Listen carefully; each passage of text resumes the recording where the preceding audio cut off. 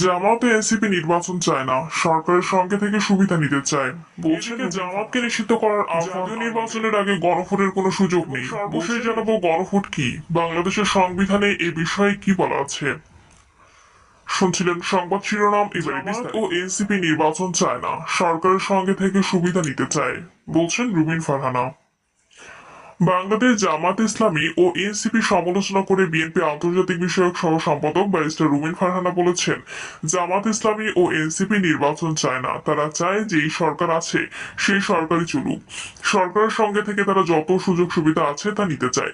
Barrister রুমিন ফারহানা আরো বলেন, নির্বাচন নিয়ে ষড়যন্ত্র হচ্ছে, ফেব্রুয়ারিতে যেন নির্বাচন না হয় সেই চেষ্টা হচ্ছে।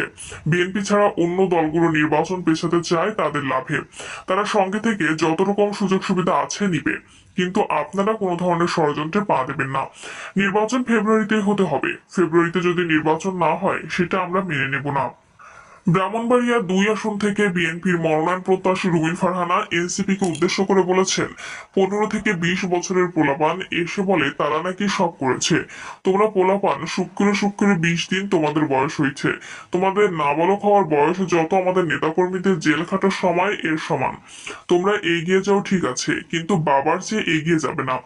নেতাকর্মীদের উদ্দেশ্যে তিনি বলেন, আপনারা এমন কোনো আচরণ করবেন না যেন মানুষ কষ্ট পায়। আপনাদের আচরণে আকৃষ্ট হয়ে মানুষ যেন ভোট দেয় সেই কাজটা করবেন। মানুষ যেন বিএনপি ও ধানের শীষ ছাড়া আর কোনো দিকে না তাকায়। জামাতকে নিষিদ্ধ করার আহ্বান আলালের। 71-এর মানবতা বিরোধী অপরাধে জড়িত থাকার দায়ে জামাতকে নিষিদ্ধ করার আহ্বান জানিয়েছেন বিএনপি চেয়ারপারসনের উপদেষ্টা মোয়াজ্জেম হোসেন আলাল। তৎকালীন সরকারের কাছ থেকেও জামায়াত সুবিধা পেয়েছেন অভিযোগ করে আলাল বলেন, জামায়াতের অনেক শীর্ষ নেতা একসময় জাসদের সঙ্গে যুক্ত ছিলেন, গলাকাটা পার্টির সঙ্গে সম্পৃক্ত ছিল। 5ই আগস্টের পর থেকে শিবিরের অনেক সদস্য ছাত্রলীগের ভেতর থেকে বের হয়েছে, আর এখন তারা বলছে তারা প্রকাশ্যে ছিল। তিনি আরো বলেন, জামায়াত এখন রূপ বদলাতে শুরু করেছে। তারা হিন্দু সম্প্রদায়কে নিয়ে সমাবেশ করেছে যাতে বিএনপির ভাবমূর্তি নষ্ট হয়। কারণ বিএনপি এখন এমন এক অর্জুন গাছের ছালের মতো, যার যখন প্রয়োজন কেটে নিয়ে যায়। আলাল বলেন, দেশ বর্তমানে বহুরূপীদের খপ্পরে পড়েছে। এখন বিএনপির করণীয় হলো ধৈর্য ধরে সময়ের অপেক্ষা করা।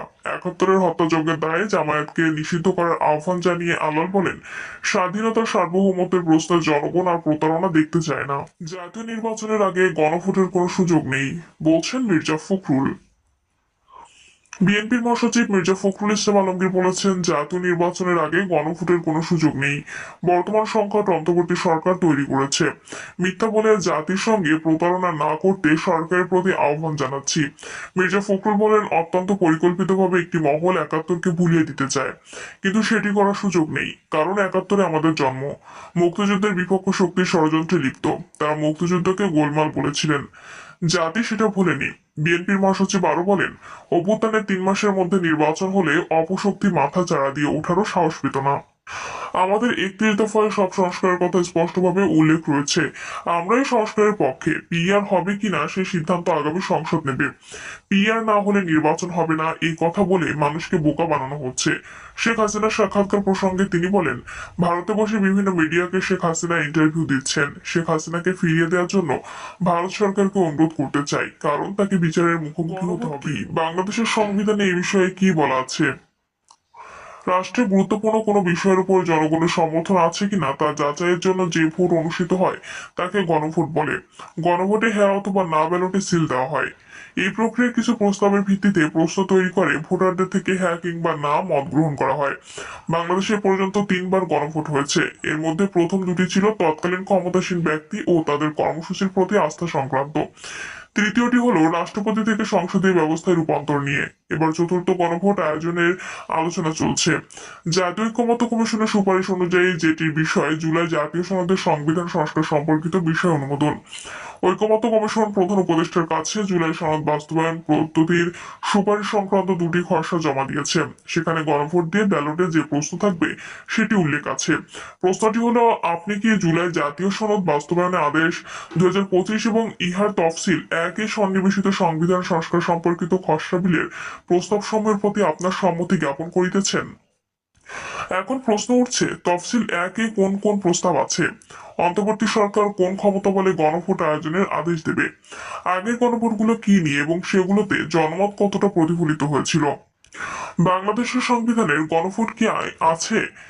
জাতিসংঘের সংবিধান প্রণয়ন সংক্রান্ত নথি এবং দেশের আগের ভোটগুলোর ধরন পর্যালোচনার ভিত্তিতে বলা হয়, সংবিধান প্রণয়ন কিংবা সংশোধন কোনো আইন তৈরি বা বাতিল এবং শাসন ব্যবস্থা পরিবর্তনের মতো গুরুত্বপূর্ণ সিদ্ধান্ত নেওয়ার ক্ষেত্রে জনগণের মতামত চাওয়া হয়। গণমানুষের মতামতের প্রতিফলন ঘটনার উদ্দেশ্য থাকে, বিধায় এই প্রক্রিয়া গণভোট নামে পরিচিত। জাতিসংঘের ওয়েবসাইটে থাকা referendum in constitution making process নামে নিবন্ধে বলা হয়েছে, সংবিধান গ্রহণ বা সংশোধনের জন্য আয়োজিত গণভোট অর্থাৎ সংবিধানগত গণভোট হলো গণভোটের প্রধান ধরনগুলোর একটি। 1980 দশকের শেষ দিকে বিশ্বের 50%-এরও বেশি লিখিত সংবিধানে কোনো না কোনোভাবে গণভোটের ব্যবস্থা অন্তর্ভুক্ত ছিল। বাংলাদেশে এর আগে হওয়া গণভোটগুলোতে ভোটারেরা ভোটদানের পদ্ধতি হিসেবে হ্যাঁ ও না এই দুটি শব্দকে বাছাই করেছেন। জাতিসংঘ বলছে, 1989 সালের পর রাজনৈতিক রূপান্তর এবং সাংবিধানিক পরিবর্তনের ধারাবাহিকতায় বিশ্বব্যাপী গণভোট ব্যবহারের হার বৃদ্ধি পায়। এর ফলে সংবিধান সংশোধন বা গ্রহণ করার ক্ষেত্রে গণভোটের সংখ্যা বেড়ে যায় এবং বিশ্বের বহু সংবিধানে এ সংক্রান্ত বিধান যুক্ত হয়। বাংলাদেশ সংবিধানে গণভোটের বিধান যুক্ত হয় দ্বাদশ সংশোধনীর মাধ্যমে। পরে সেটি পঞ্চদশ সংশোধনীতে বাতিল করা হয়। চলতি বছরের জুলাইয়ে হাইকোর্ট এক রায়ে সংবিধানের দ্বাদশ সংশোধনীর 142 অনুচ্ছেদে গণভোটের বিধান পুনর্বহাল করেছেন। দেশে গণভোটে কখনো কি না জয়ী হয়েছে? দেশে গণভোটে কখনো কি না জয়ী হয়েছে?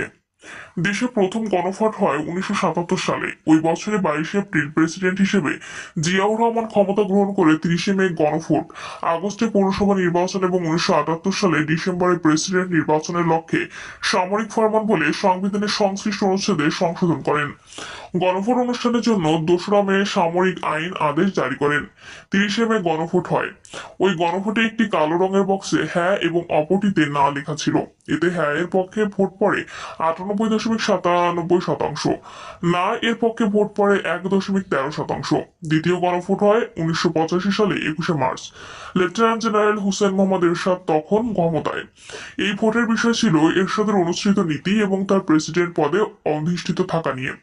এতে হ্যাঁ এর পক্ষে ভোট পড়ে 94.14%, না এর পক্ষে ছিল 5.5%। তৃতীয় গণভোট হয় 1991 সালের 15 সেপ্টেম্বর।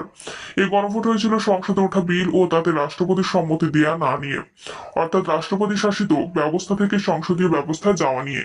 এতে হ্যাঁ এর পক্ষে ভোট পড়ে 84.38%, না এর পক্ষে ছিল 15.62%। সুতরাং দেশের ইতিহাসে হওয়া 3টি গণভোটেই হ্যাঁ জয়যুক্ত হয়। প্রিয় দর্শক, এই ছিল সর্বশেষ সংবাদ। আমাদের নিত্য নতুন সংবাদ পেতে চ্যানেলটিকে সাবস্ক্রাইব করে রাখুন। আর আমাদের যাত্রা আজকে থেকেই শুরু। আপনারা সবাই চ্যানেলটিকে সাবস্ক্রাইব করে রাখবেন যাতে পরবর্তীতে ভিডিও মিস না করতে পারেন। So subscribe.